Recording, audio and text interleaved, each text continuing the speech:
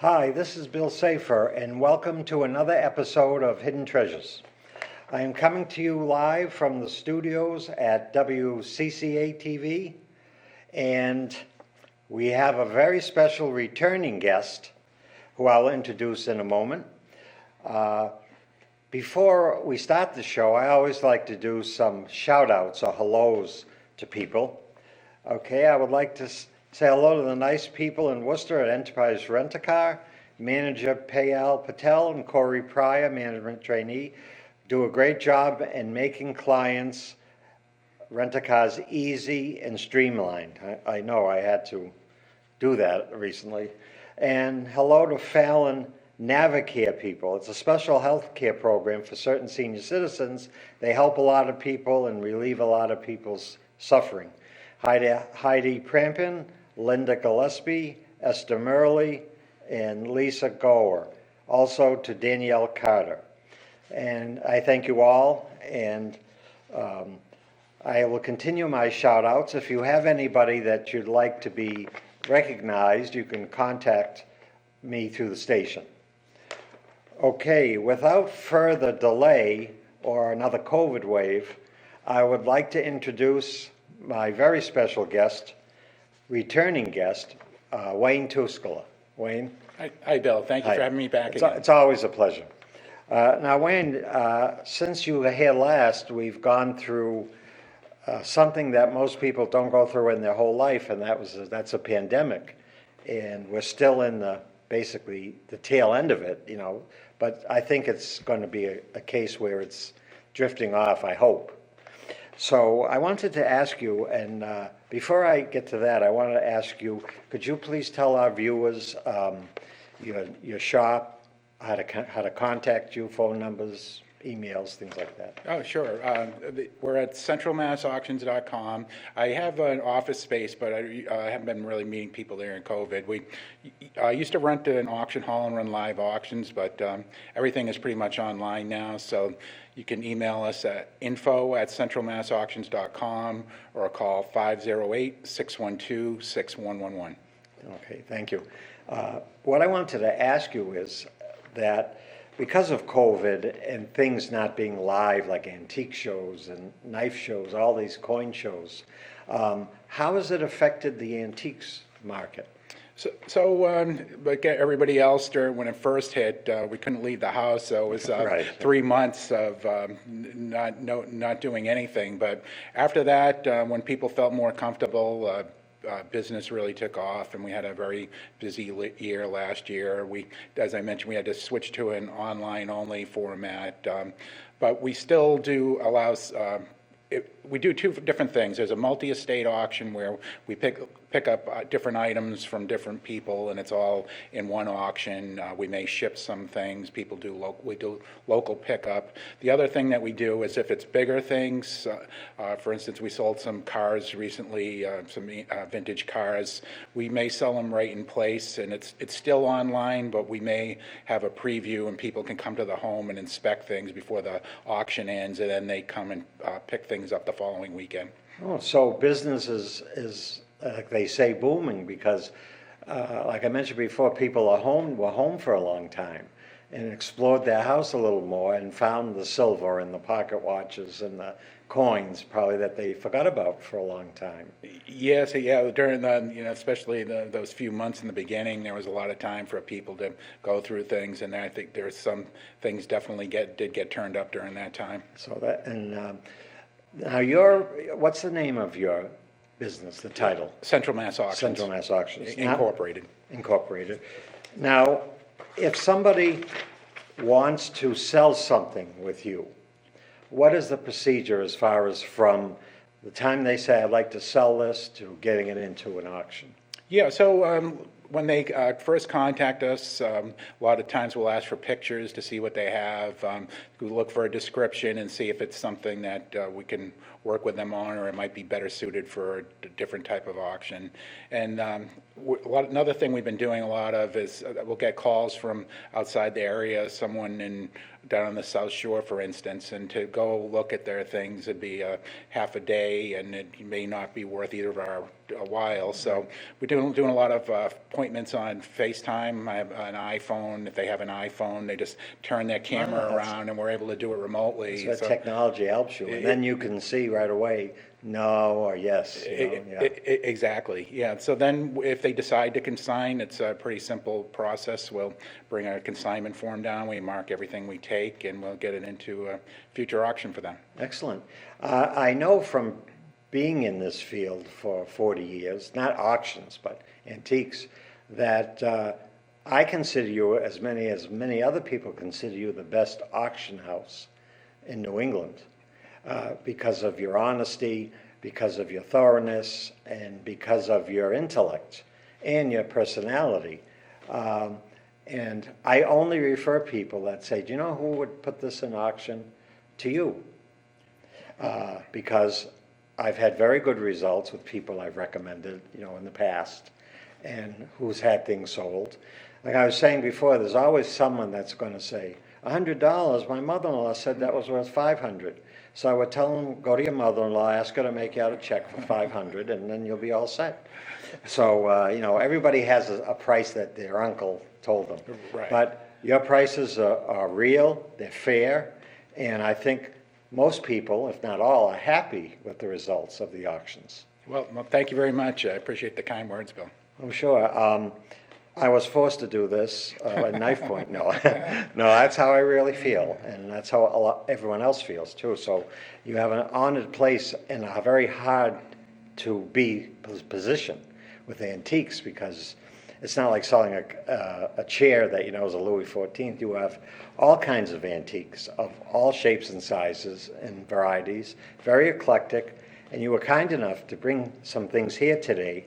So, as they say, before further ado, we shall be kind enough to show us. I'll lift up things as you want, or some things director will focus right on. Yeah, should we start off with the smaller things on the table? Sure. There? You want to start off with the baseball card? Or? Yeah, we can do that. That one, should I lift up? Let's see. Because yeah. So there it is. So we've been, a lot of the things we've been selling in auction, that seems to be a regular pattern. We've kind of gotten known for these, so we keep getting repeat calls. And one of the things is baseball and other sports cards and memorabilia. There's a Ted Williams card. We have a part of a big collection that'll be coming up in our auction, which should be running next month, starting in March. They typically run about 4 weeks, 3 or 4 weeks online. Sorry, Ted. So that's a Ted Williams card.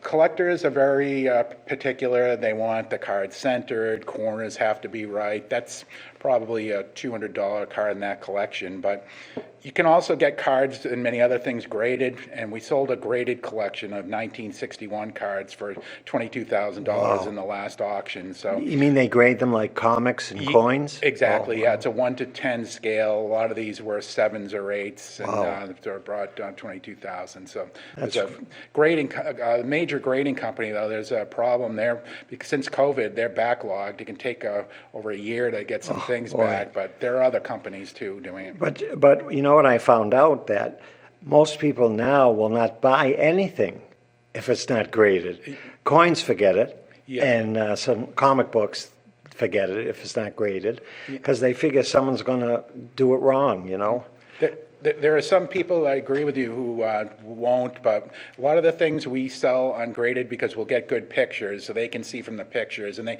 they can decide and they can be the judge. Right. Yeah. They can decide that's going to be a 3 if they decide to get it graded, a 3 out of 10 themselves. So.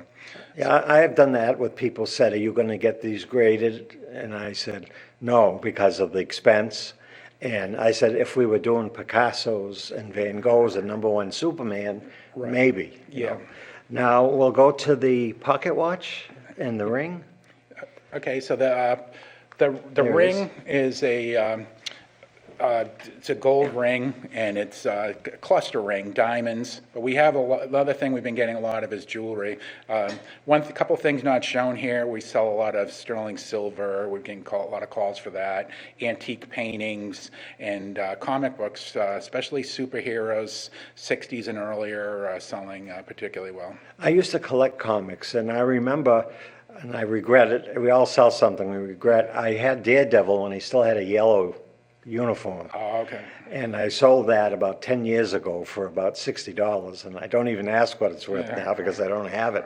But we used to trade with the barbershops. We'd give them some newer ones, and they let us pick from their choice. So somewhere in my attic, and my brother got them recently, there's like number 2s and 3s of the Hulk and Spider-Man, and I told my brother, you should get them out and look them over. You could have a lot of money there. Yeah, we sold number 1 of the Hulk, and even in terrible condition, it was $4,500. Oh, wow.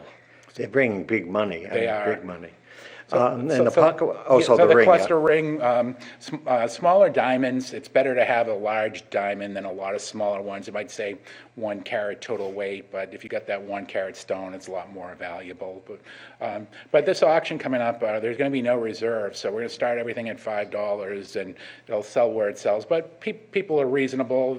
Someone's not going to let someone see a $1,000 ring pass on it when it's 500. Yeah. So things sell where they belong, but that's what will happen. And what would you say that ring would go for today? That's probably 500, like mid hundreds to maybe a little higher in the hundreds on that one. Well, with the price of gold shot up, I mean, and Right. when you say something's gold or even silver, everything's gone up, especially gold. I mean, I've seen, there used to be a pawn shop I would look for antiques in, and, he would have a 14-carat kid's ring and have $800 price tag on it. And I'm thinking, even though gold is high, that doesn't mean, so. And the pocket watch. Yeah, so the pocket watch, things to look for if you have pocket watches at home. Solid gold is best. You also want to see the number of jewels in it. So the more precise movement, the more the number of jewels. This one is either silver or silveroid. The thing that I liked about it is has a train on the back. So it was be of interest to railroad collectors. People like that, the Right. train, especially the trains. And I collect pocket watches, and I have for many years, and the good ones are getting harder and harder to find. And the watchmakers, I tell people, you can get it fixed. There are still watchmakers. It's not going to be $20 like in the 60s, but Right. if you have an heirloom with your dad's or your mother's or something, you can get it working like new. And I've done that. I've bought watches that I knew were broken, but I paid the money to have them fixed. Of course, it was 100, and then before that it was 60. Now it averages between 150 and 200. But if you have a solid gold or a rare watch, it's worth it. I've had Waltham watches, with 5 jewels, and I just sell them for what it is, Right. But now you have some very interesting memorabilia in the form of postcards. I do. And did you want to get to the coins too? Oh, yes, excuse me.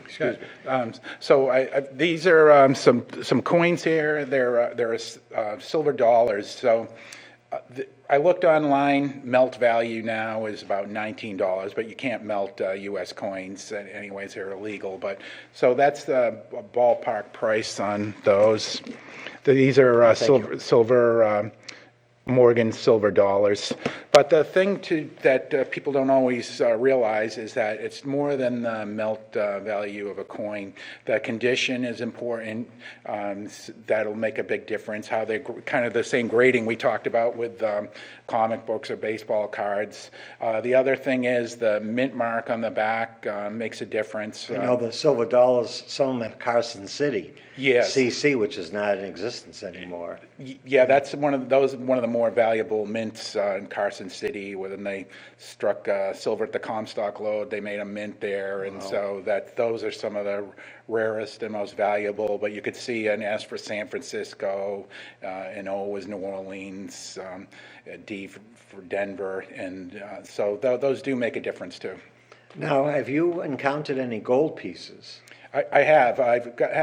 We sold a lot of gold coins in the past. I have a few coming up, but they're more modern ones. But we've had the St. Gaudens $20 gold pieces. Considered one of the most beautiful coins. It is, yeah. They are beautiful coins. It looks Lady Liberty. If people online get a chance to Google it, or people watching your show, look up St. Gaudens. It is a great looking coin. It is. It's beautiful.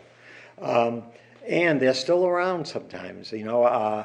Sometimes you can find them at a yard sale or flea market, and I found them just laying in the bottom of a cigar box. Oh, wow. And I didn't want to say to the guy, how much is this? Yeah. I just say, how much is this and this and this? You do the bundling, like they say on the American Pickers there. Right. But anyways, would you like me to open this in particular? So some people don't realize that old postcards can be valuable, and these are some from the early 1900s. Like might see dates 1909, 1912 in there. Those are the most collectible ones, and there are certain things people are looking for. These are mostly town views from Massachusetts, but some other ones. You have a big ship there. People love those ocean liners. They do, and there are real photo postcards where they took a picture of something, a black and white photo, and the back of it was a postcard, so people could mail it to their friends. They might take a picture of their house or the center of town, and they could send it. So those are always desirable. Another one that's really big is Halloween postcards. If you have Halloween postcards, those are really desirable. But I'll just go through another. Yeah, these will sell as a group sell entire album. So what should people look for as far as having a valuable postcard as opposed to a run-of-the-mill? So I've being a collector of local sports things, I've paid $500 once for a group of about 6 postcards from the Worcester baseball team. So those were real photos, the black and white ones. We've had a mechanical Halloween one where was an arm on a hinge, and the pumpkin would move. It would cover the boy's face and then move away, and that was brought up about $300. Wow. I don't know much about them. I have some of them, but I know there's some rare ones called Hold to Light postcards, which I didn't know what it meant. I got the postcard and I'm looking at it, it says hold to light.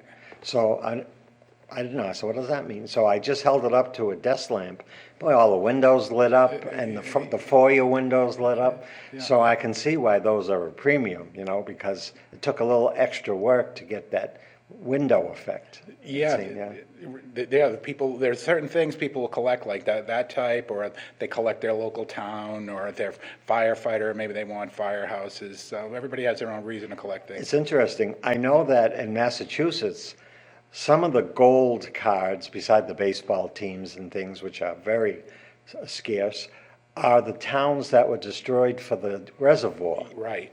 Yeah. They have the different towns, and if you can get one I had one and I traded it, which I shouldn't have, of course, but it was of one of the towns, Greenville or Greenwich. Yeah. And it was a town fair. And I picked it up in Maine, of all places. So I sold it for a lot more than I bought it, but if I kept it, it would have been more. But I don't look back anymore of what I sold. You have to look forward. Right. Or you'll be playing bingo 7 nights a week. But anyways, thank you. One of the cards came out here, so I'll put it in. Okay, now we have my favorite comedy duo from the old days and world famous Laurel and Hardy. Yeah, so it's signed by them too and inscribed to a person. And you'd mentioned that's a pretty desirable photo of theirs. One of the more famous, I think. Yeah. So it's signed. That's another thing you can do. You can have it authenticated. There are companies that'll do that, and that'll tell you that the autograph is correct. But you can look online and compare them. And with something from this era, I don't think there's going to be much of a chance that it's going to be a Something's fake. about Right? there forging Laurel and Hardy, you know? Right. More like the Declaration of Independence or something. True. Now, what would this be worth because of the autograph? So I took a quick look before I came down, and they seem to sell in the mid-hundreds, at 500 range on something like that. Oh, that's a beautiful picture, too. Now you have something kind of close to my heart, being in law enforcement for many years. We have a wanted poster for, what's that? Cassidy. Butch Cassidy and the Cassidy Sundance and the Kid. Sundance Kid. Yeah.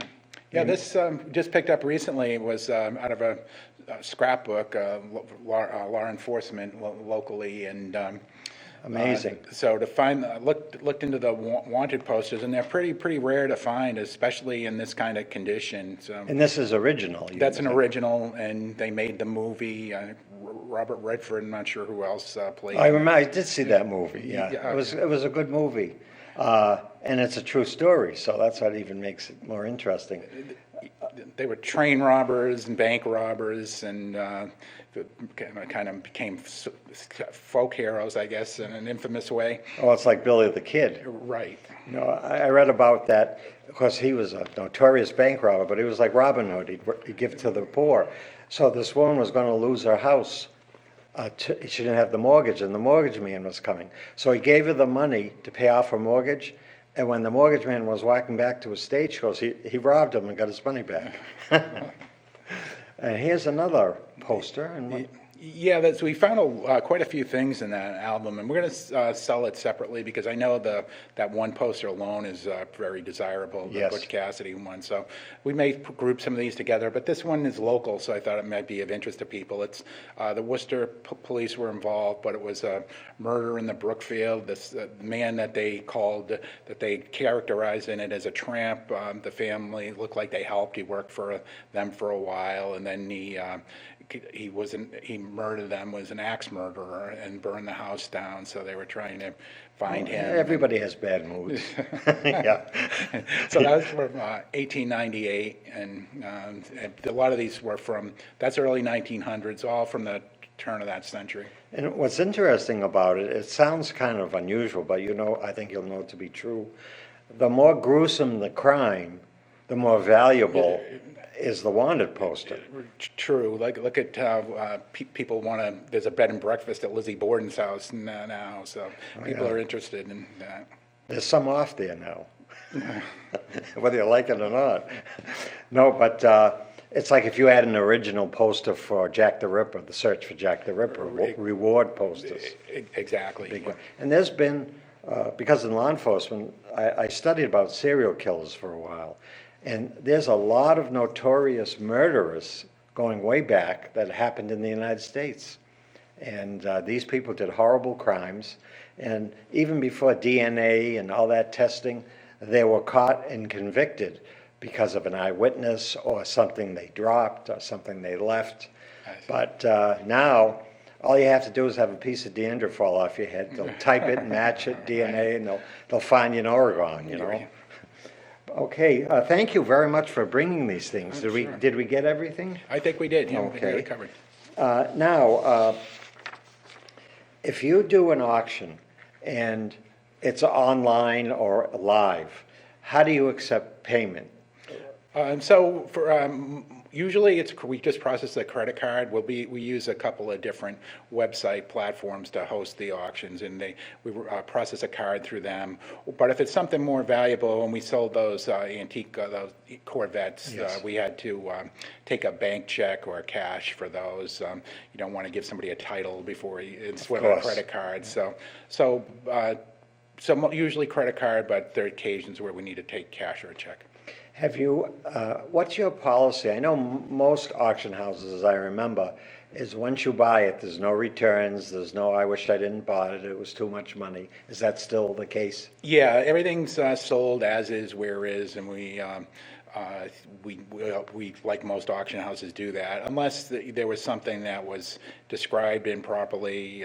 We make very few mistakes, but they can happen Right. occasionally. So, if we do something wrong, it's our Make good fault. on it, yeah. Well, it's funny, you were talking about items going for, no one's gonna let an item that's $1,000 watch go for $5. And it's true, it's like water finds its own level. The collectors would never, one says 5, another one will say 100 and 200.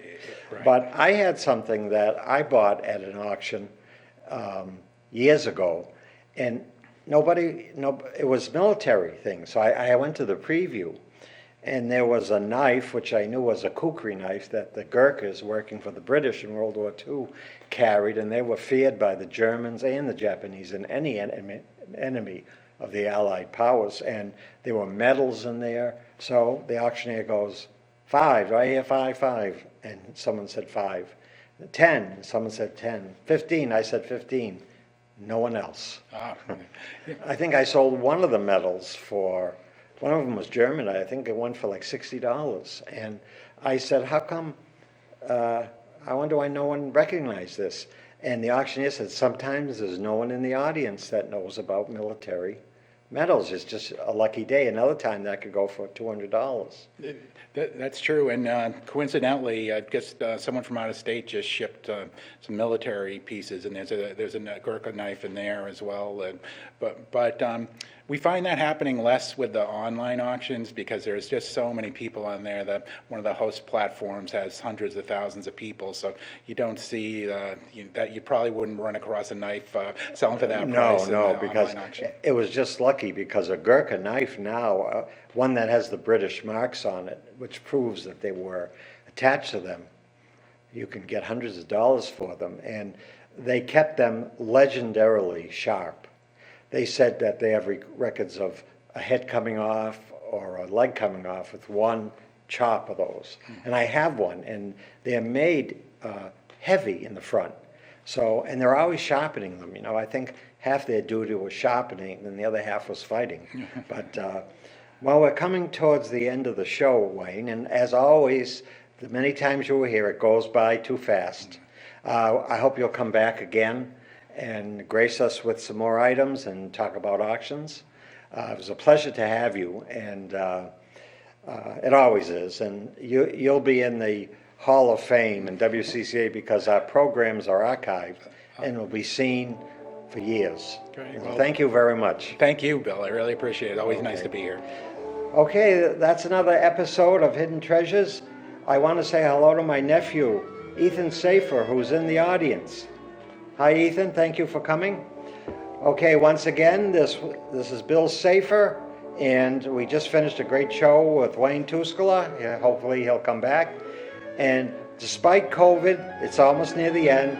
Look online for a treasure and go find one, and then see Wayne to sell it. Thank you.